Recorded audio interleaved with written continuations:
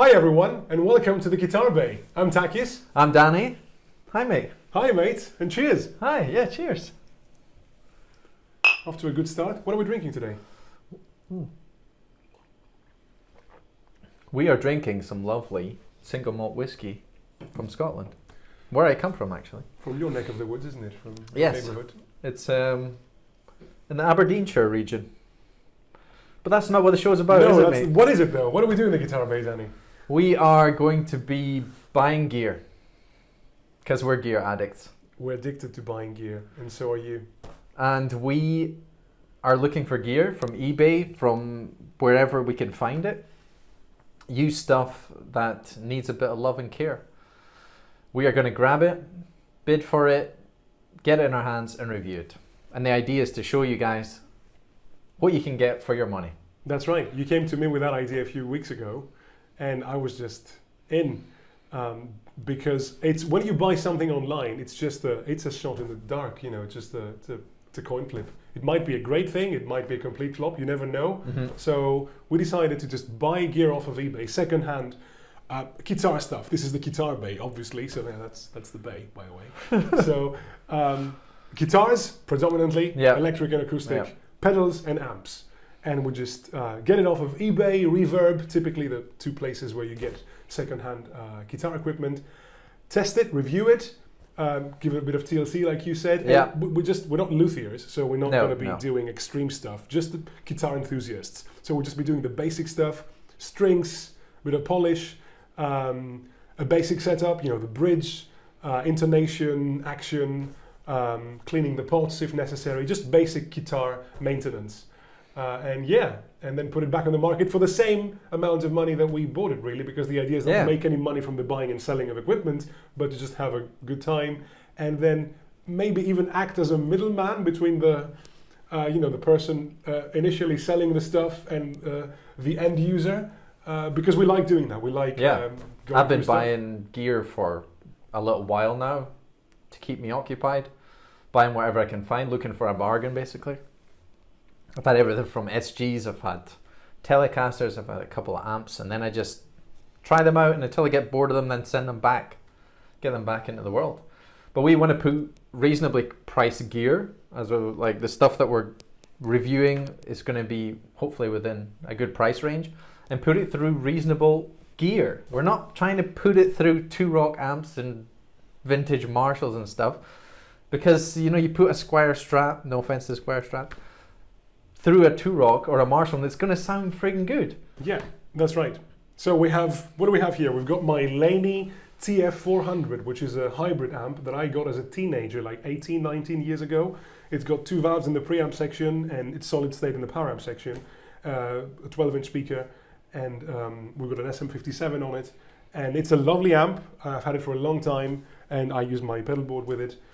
And it takes pedals quite nicely. But it's a cheap amp. I mean, I bought it for, I think, like 300, 350 euro back then. Nowadays, you can pick it up for 100. 100? Yeah, easily.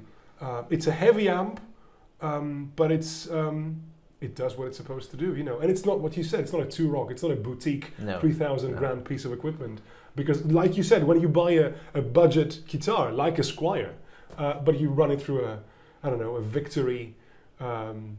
Full valve. Yeah, it's going to sound amazing. You have no idea. The person who would buy that Squire wouldn't buy that amp.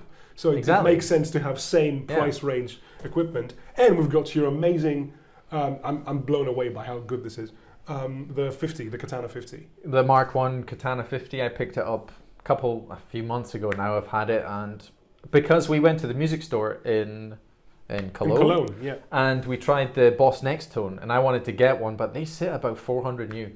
So I picked up the Mark 1 Katana for 150 euros, delivered to my house, and literally for the money, and you can scale it down to 1 watt, half a watt, I think it is, but all the way up to 50 and be loud enough. It keeps up with the drummer, and it's just a realistic amp that you can get some great sounds out of. I'm using, my pedal board is a lead foot, which I think I got from Toeman. 12 euros or something. Yeah. With 4 channels, so I can get my octave, I can get all my sounds that I need from this amp. A nice Ottawa as well that has built-in. The thing is, this goes against everything I stand for, which are tubes and the vintage stuff. But I have to admit, it sounds amazing.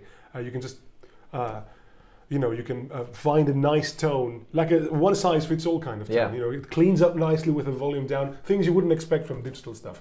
But today is not about the Laney or the Katana. This is typically the amps we have right now in the bay testing here. Today, Danny has a guitar. Yes, he bought a guitar a few weeks ago, Wait. and I don't know what it is. And that's kind of the basic premise of the show, that the one person surprises the other person with the latest purchase we've made. Yeah. So I know Danny has a guitar. I don't know anything about it other than the price range and that it has humbuckers on it, and I've been trying to guess what it is.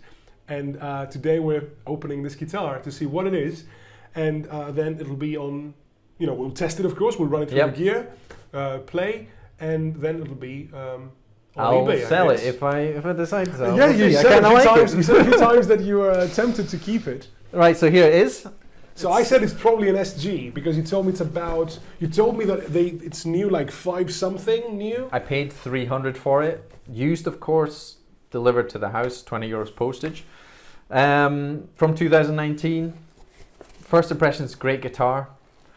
Tried not to tell you what it is till now. Now you're going to finally find out what it is, mate. Yeah. I tried to guess. I said it's probably an SG, one of those more expensive Epiphones that go into the price range, like 500. You could pick up a nice SG for that. A really nice SG, I would say. The better Epiphones you can get for 5 something, or a used Gibson SG. But you said they go 560 new, and you got it for 320 with postage. Yeah. So I don't know what it is, and I want to find out what it is. So here comes. This is my case, isn't it? And I don't know what the fuck is it. So I'm nervous because I want to see. I've been wanting to see what guitar this is for a long time. And I've been dying to play it again. It's been sitting in the case for... I got the first letter right. It's an SE. It's not an SG. There goes the case. Oops. Sorry for that. Okay. This is a PRS SE. It's a single cut, like a Les Paul shape. It's beautiful, mate. It's gorgeous, right? It's this dark cherry, wonderful finish. Nice carved mahogany top, body. I think it's mahogany. Mahogany. Oh, look at that. Look at that. Can you believe that thing cost 300 euros, mate? No. I mean, it depends what condition it's in. It's in pretty nice condition, except it's got a nice little surprise on the back. I'm going to show that. It says, I love porno. Yeah, you see, why would you do that on a guitar? You never know what you're getting with these things. That's the thing. When you get it through the door and you get I love porno on the back. This was not on the app. How did they know? You didn't know. How did they know? But this was not on the pictures, on the... No, like I say, the adverts we're looking for are adverts that don't have much effort in them. Generally, you get so much more for your money when you find something that someone's not put any effort in. You find your good retailers, they're going to take professional pictures, great lighting and full description of what it is.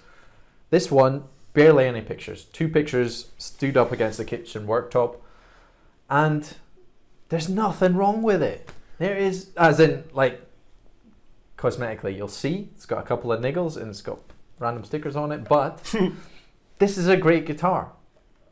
Well, I've been all this time now. I've been testing basically. The pots. They seem to be. I mean, it's not plugged in, obviously, but they seem to be in excellent condition. The selector too here. The fret job is amazing. I mean, PRS. If there's one thing PRS guitars are known for, is the consistency. Absolutely. So even the cheapest line, and that's the cheapest line. Let's be honest. The worst guitar and the best guitar that comes out of the factory have a very narrow margin. I've seen some videos of them in the Indonesian, Korean factories, and I think they've been extremely... It's amazing what comes out of these places nowadays. Anyway, the craftsmanship is... It is Indonesian, yeah, definitely. Yes, it's made in Indonesia, and you're right. They go about 560, 570 new, and you got it 320 delivered. You said that's a bargain. That's great. It's got brass saddles too on this stop tail bridge. It does. It's Is that usual? A nice radius, plays pretty quick. Tuners are okay. I mean, that's the kind of things that you're going to find you compromise on is your jack switch and your tuners. But I stuck some lemon oil on the frets, put new Ernie Ball 10s on it. It's tuned to E flat because I feel like it's sat nicely in E flat. They're a bit of a rock machine. And some graphite in the nut. It looks good though. Yeah. It's a solid synthetic bone nut, one of those, which is way better than plastic. And you wouldn't expect that from PRS, even the cheapest line. PRS tuners, PRS humbuckers. I mean, if you know PRS guitars, they're amazing. Even the cheapest line. And this is. Oh, this is. We have to plug it in. Yeah, let's get it. We have to plug it in. I was checking the if it's balanced, because that's something you might find with cheaper guitars, not with PRSs, but nevertheless still worth checking. Yeah. Like the latest Gibson SGs, for example. Many were headstock heavy, and you would have to be holding the guitar, which is silly. But this is brilliant, and it looks like a Les Paul, and I guess it plays like a Les Paul, but maybe it doesn't sound like a Les Paul. And wait and see. Let's plug it in. From my experience, it sounds great. Okay, let's plug in the sucker and see what it sounds like. Cool. Okay, so that's the clean sound.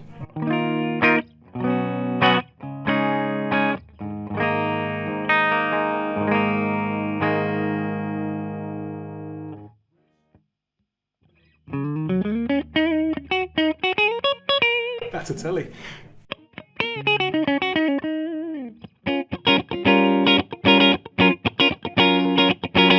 Oh, it's sweet. Everything's up. Okay, and the neck.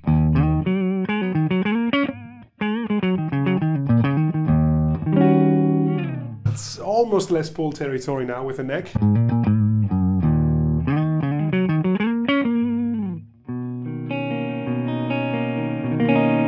So that's a clean sound, and I'm going to put some hair on it with the Mud Honey. That's not the boost channel on the Mud Honey, with a bit of drive, like, I don't know, between 9 and 10 o'clock.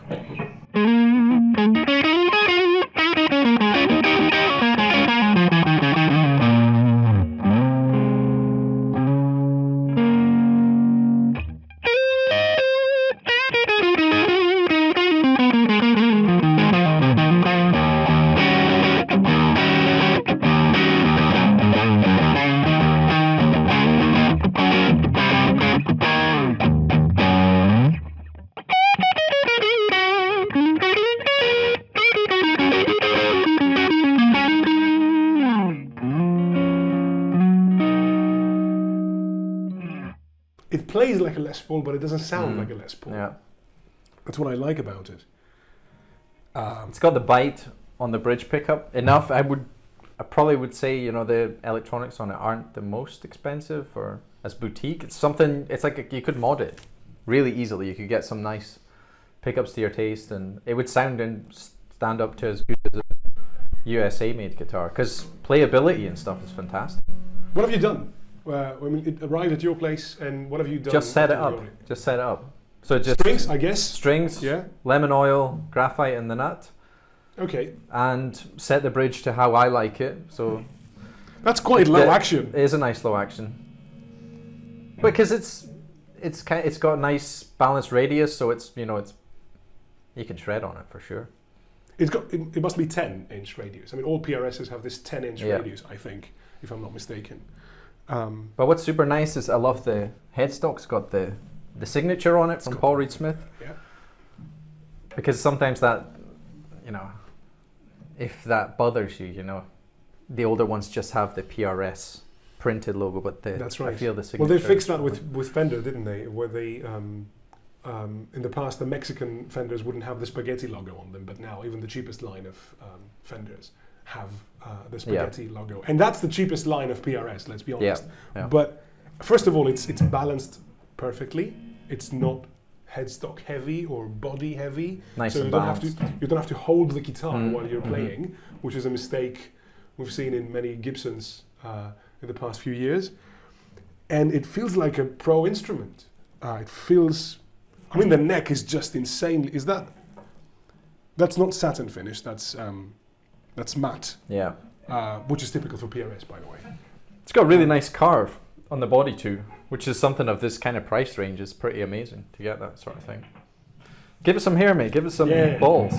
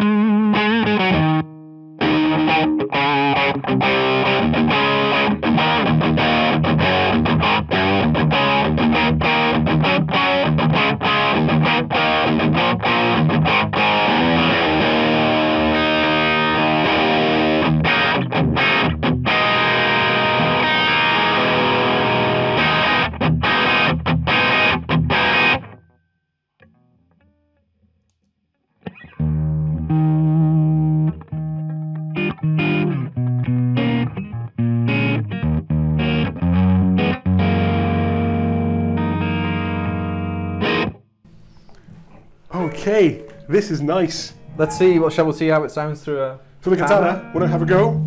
Okay, let's use our lovely polytune for muting. Take the cable out, and then use... I have to turn the thing on, I think.